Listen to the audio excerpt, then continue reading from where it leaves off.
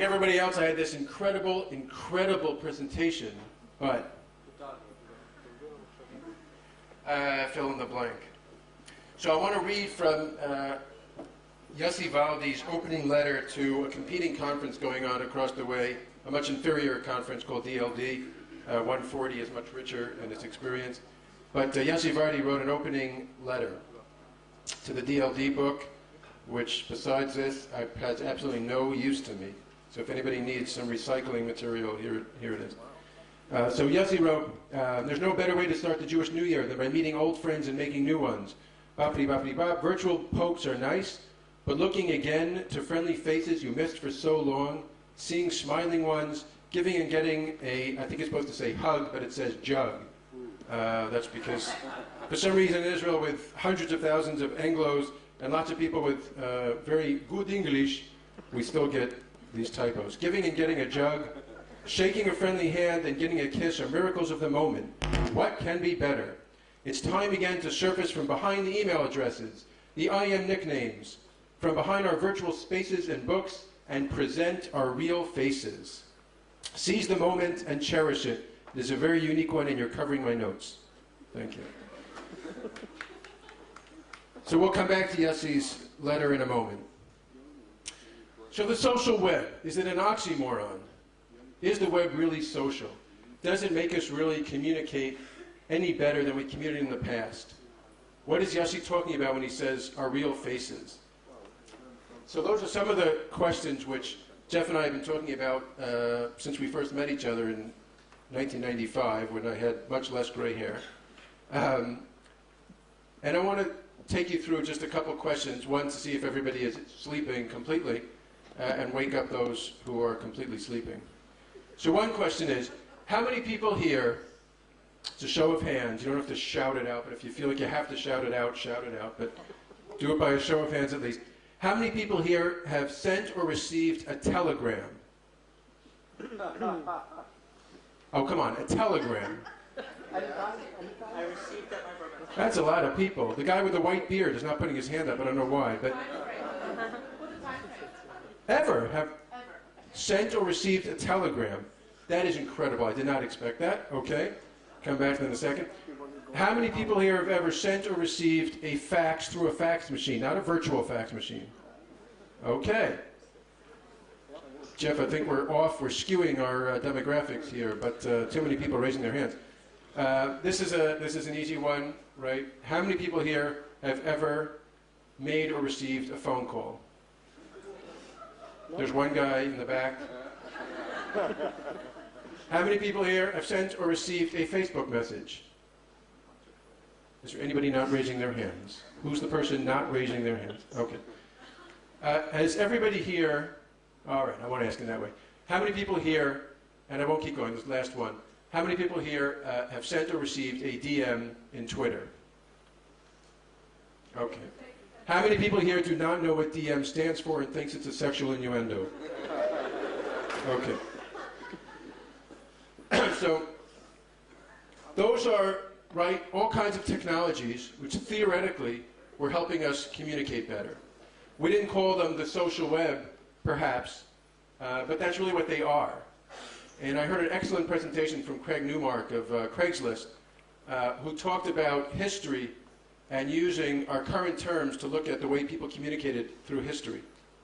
And I'll just mention one of them in terms of communicating, which is the way we told, if you remember, the way we told in the Jewish tradition of the new moon was that people would come to Jerusalem, testify that there was a new moon, and then fires would get, and if they accepted the testimony and so on, we won't go into it.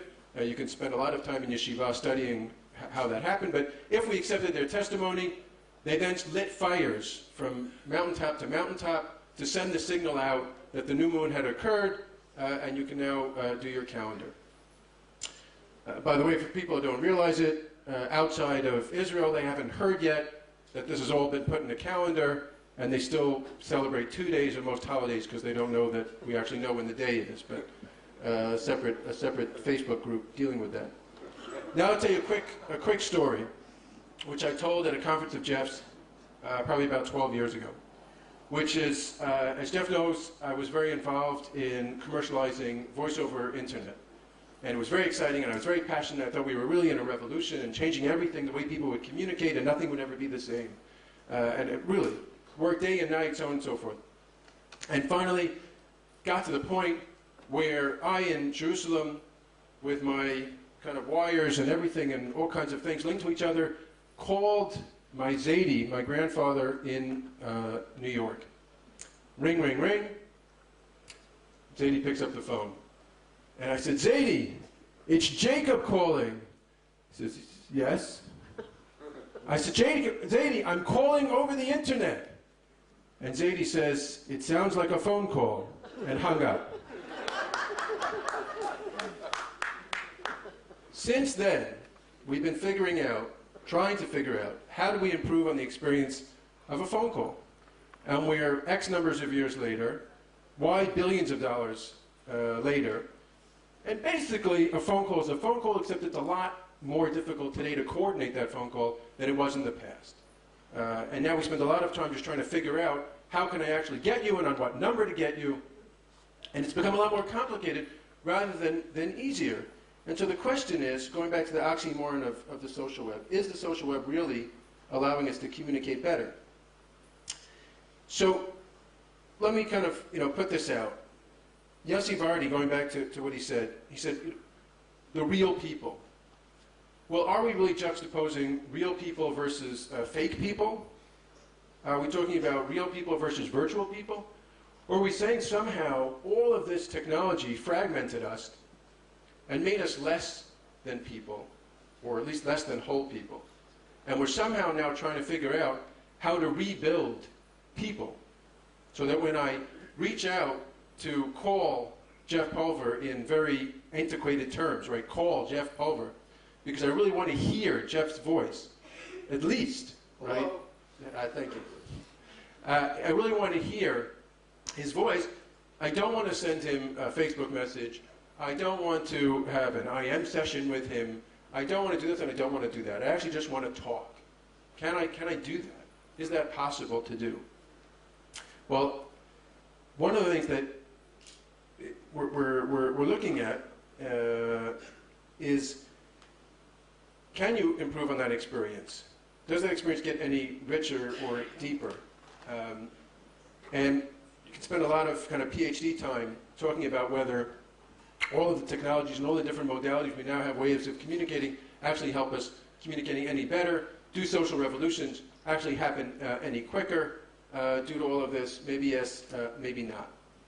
But one of the things that perhaps we could do, at least by all of this technology, is provide what I call context to communication, which in the past we didn't really have the context.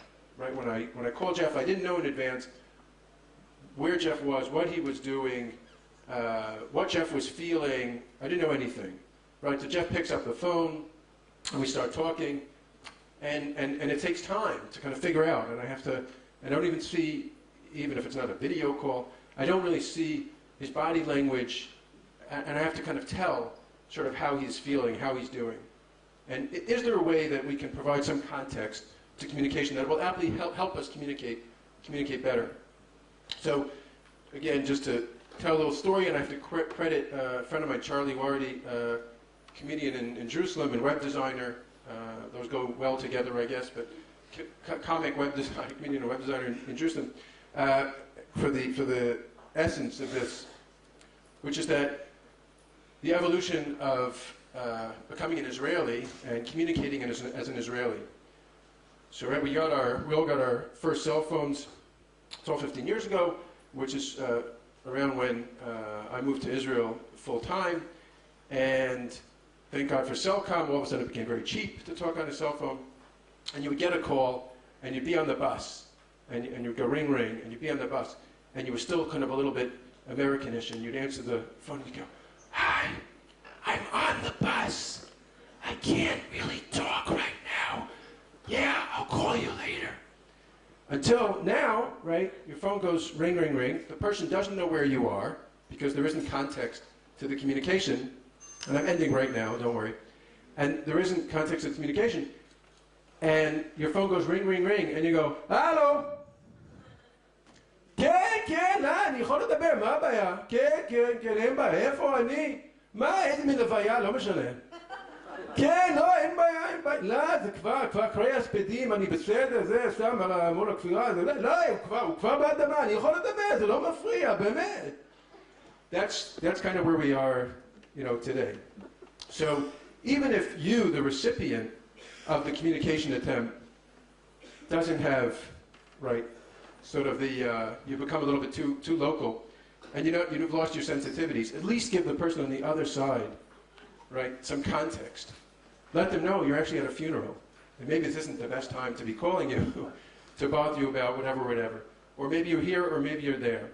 And maybe, right, we can improve a little bit on the phone call, so that when, the next time somebody calls their Zaidi, the phone call's a little bit richer, a little bit better, and everybody has a little bit more of joy and delight. Thank you.